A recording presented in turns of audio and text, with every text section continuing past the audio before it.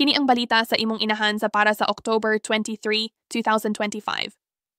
Ipinahayag ng Department of Public Works and Highways, DPWH, na walang dokumentong may kinalaman sa isinasagawang flood control investigation ang nasira sa sunog sa kanilang tanggapan ng Bureau of Research and Standards sa Quezon City.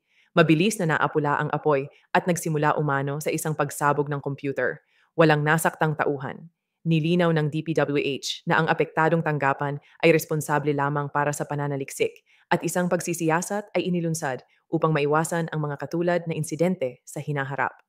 Si Ombudsman Jesus Crispin Remulla ni pahibawo nga andam ang kanhi kongresista sa Quezon City na mopadayag sa mga detalye bahin sa giingong korupsyon sa mga proyekto sa pagsumpo sa baha ug kun sa unsang paagi ang mga kickback naglihok sulod sa kontrata sa DPWH. Gikonsiderar sa Ombudsman ang mga deal sa pang-uli alang sa mga individual na nagtinabangay. Samtang nag-imbestiga sa mga sistematikong pamaagi sa pag-bid rigging nga nag-siphon sa milyon-milyon gikan sa pundo sa gobyerno. Ang Departamento sa Hustisya maoy nanguna sa pagpasaka og mga kaso sa 5 ka kontrobersyal nga mga proyekto sa baha uban sa daghang mga opisyal ug mga kontraktor nagisusi alang sa graft ug fraud. Inanunsyo ng Independent Commission for Infrastructure, ICI, na magsisimula itong mag-livestream ng mga pagdilig nito sa susunod na linggo upang pataasin ang transparency sa pagsisiyasat ng maanomalyang pagkontrol sa baha at mga proyektong pang-infrastruktura. Inamin ni ICI Chair Andres Reyes na ang komisyon ay nangangailangan pa rin ng higit na kapangyarihan at teknikal na mapagkukunan, ngunit nakatuon sa transparency at pampublikong pananagutan. Ikinatuwa ng mga mambabatas at ng palasyo ang hakbang na ito na binibigyang diin ang karapatan ng publiko na malaman ang mga katotohanan sa likod ng mga anomalya sa proyekto ng gobyerno at patuloy na pagsisiyasat.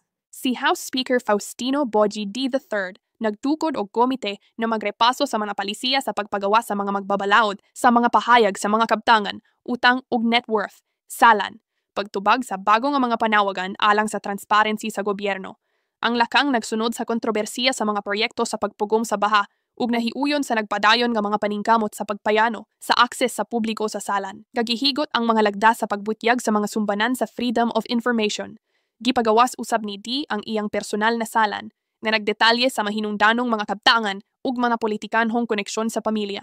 Samtang ang panel nagsugod sa iyang trabaho sa pagmodernisay sa mga giya sa pagbutyag. Inihayag ng Department of Trade and Industry na ipinagbabawal na ngayon ang mga may-ari ng construction firm na maupo sa Philippine Contractors Accreditation Board, PCAB, upang tugunan ang mga conflict of interest at masugpo ang katiwalian sa mga proyektong pang-infrastruktura ng gobyerno.